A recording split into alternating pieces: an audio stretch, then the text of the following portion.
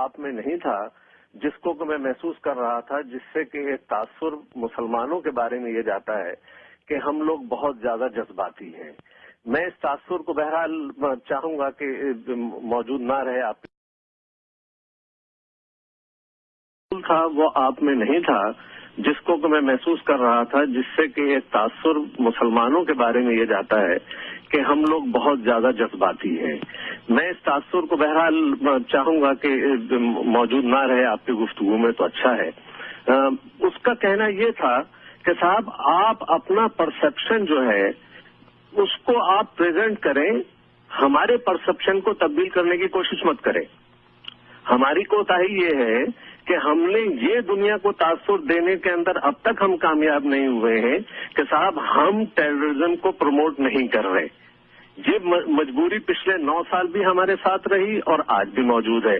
और कल की गुफ्तगू में आप भी इस कोशिश में लगे रहे कि साहब ठीक है, हम अब उसका किसी भी ताकत का जवाब ताकत से देंगे।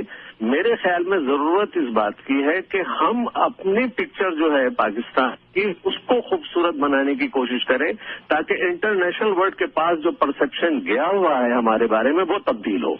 इस पर आप मुझे अपनी राय का इजहार करके दीजिए। बहुत शुक्रिया। आपकी पहली बात से साहब मैं पूरी तरह मुत्तफिक हूँ कि इस मामले में मीडिया पे कम से कम जलाल ज्यादा नहीं दिखाना चाहिए, लेकिन पूरी सी हमारी पोजीशन आप पाकिस्तान में ये समझिए कि जब पूरी पाकिस्तानी मीडिया को चुप करा दिया गया हो, पूरी हुकूमत हमारी खुद यानी इनकी मौजूदगी में हमें अल्लाह के फजल से किसी और दुश्मन की हाजत ही ना हो, और दुश्मन इतना एग्रेसिव हो चुके हैं कि कौम डिमोरलाइज हो चुकी हो, तो इस मौके पर जलाल दिखाना जरूरी हो गया था और वो कंट्रोल। आपसे मुत्तफिक एक बात मैं दाखिल करना चाहूंगा। आप अपनी जात से कोशिश ये कीजिए, मुझे पता है अल अख्तर ट्रस्ट के बारे में, मुझे पता है अल रशीद ट्रस्ट के, दोनों मुफ्ती हज़रात को मैंने सुना भी है जिंदगी में। अल अख्तर तो हयात भी हैं। मैं आपसे चाहूंगा ये कि ये तमाम लोग, ये तमाम हमारे उलमाए कराम सामने आए और अपने इदारों को दुनिया के सामने पोर्ट्रेट करें, पेश करें कि आइए विजिट कीजिए और हमारी कोशिशें और काविशें देखिए, हमारे इदारों के मजबूत रवैये देखिए। उन गरीबों ने अगर किसी जमाने में रोटियां तकसीम की हैं किसी को, तो उसने कहीं पर कोई टेररिज्म प्रमोट नहीं हुआ।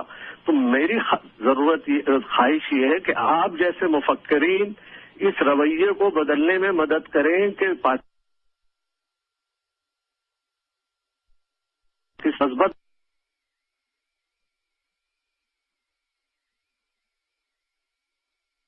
कोशिशों में तब्दील कर रहे हैं और वो लोग चैरिटी के कामों में मसरूफ हैं।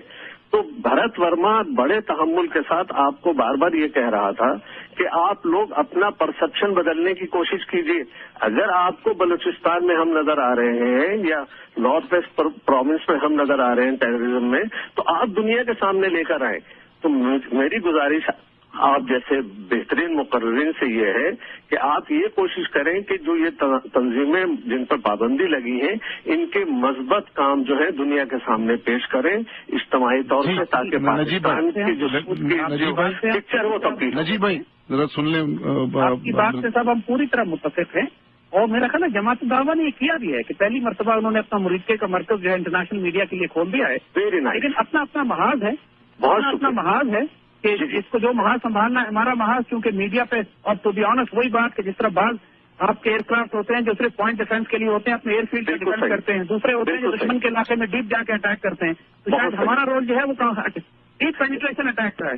बिल्कुल सही, बिल्कुल सही। मैं ये चाहूंगा जैद साहब कि आप जरा सा इस हवाले से उन तमाम तंजीमों को आप खुद थोड़ा सा वर्कआउट करके जिन पर पाबंदियां लगी हैं या लग रही हैं उनके बारे में एक मुफस्सिल पिक्चर लोगों के सामने पेश करें, ताकि इनसाइड पाकिस्तान भी लोगों की तब्दीली आए और इंटरनेशनल दुनिया के अंदर उनको पेश करें। मैं यकीन के साथ कहता हूं कि अगर आप रशीद ट्रस्ट के ऊपर जाएं या अल अख्तर ट्रस्ट के ऊपर जाएं। जी बेग साहब बॉस्टन से एक कॉलर है मेरे पास, मैं लेना चाहता हूँ। बड़ी नायत होगी अगर आप छोड़ दें तो मैं उनको ले लेता हूँ। जैद हामिद साहब बॉस्टन से हैं, अयाज खुर्रम साहब। बेग साहब आप लाइन जरा छोड़ दें तो मैं उनको ले सकूंगा। जी जी अस्सलाम वालेकुम अयाज। जी अस्सलाम वालेकुम। कैसे हैं आप?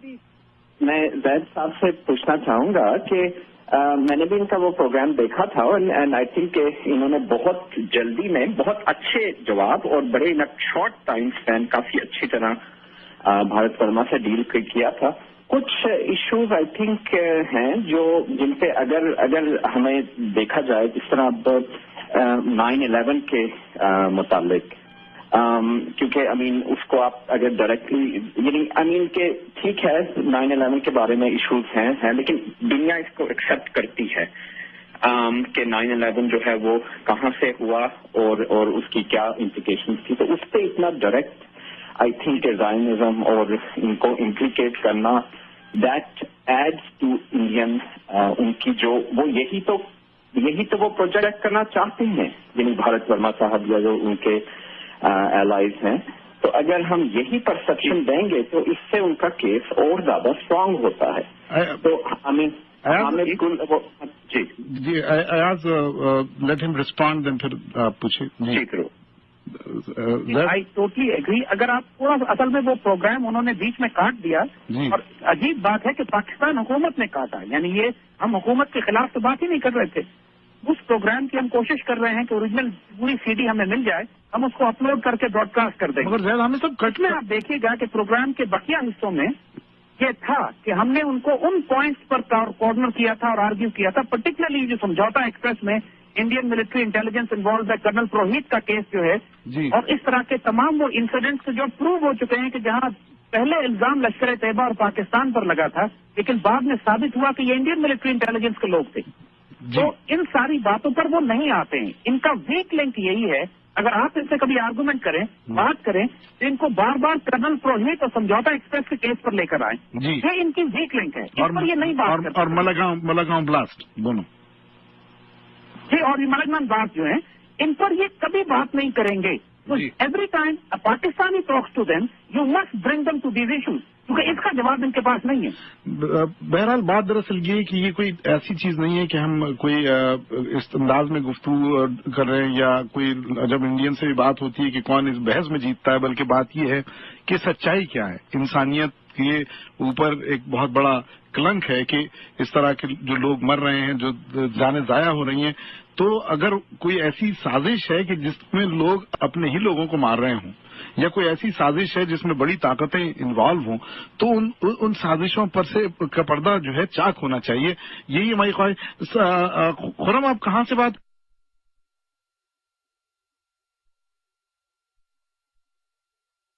یہ تھا کہ میں راہد حامد صاحب سے بالکل اگری کرتا ہوں کہ ہماری گورنمنٹ کا اس میں رول بہت نیگیٹو رہا. اگر آپ زرداری صاحب کا لیری کنگ لائف کا انٹرویو دیکھیں تو انہوں نے basically he admitted in a way indirectly کہ نان اسٹیٹ ایکٹرس تھے اور بھی انہوں نے اس میں کئی باتیں کی ہیں. پچھلی وارس کا بھی انہوں نے بیسکلی بلیم لیا ہے کہ those were undertaken under military regimes.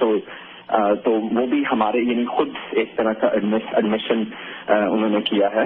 اور بھی کچھ نیگیٹو باتیں حقانی صاحب کا آپ دیکھیں تو ایک یہ کیس بلڈ کرنے کی ضرورت تھی. طلعت صاحب اور ہمارے ادر جرنلسٹ نے یہ کیس ایک طرح کی ڈاؤٹ کریٹ کیا تھا بیکاز آف جو پہلے ہوا ہے سمجھوتا ایکسپریس کا ہمارے اوپر ذمہ داری آئی تھی اس کی. اور ایاز میں معذرت چاہتا ہوں بیکاز یہ جو ٹائم ریسٹرینٹ ہے کیونکہ میں زید حامد صاحب سے زیادہ بات کرنا چاہتا ہوں پاکستان سے. لیٹ نائٹ ہے آپ ٹورانٹو میں دن ہی ہے آپ کے پاس.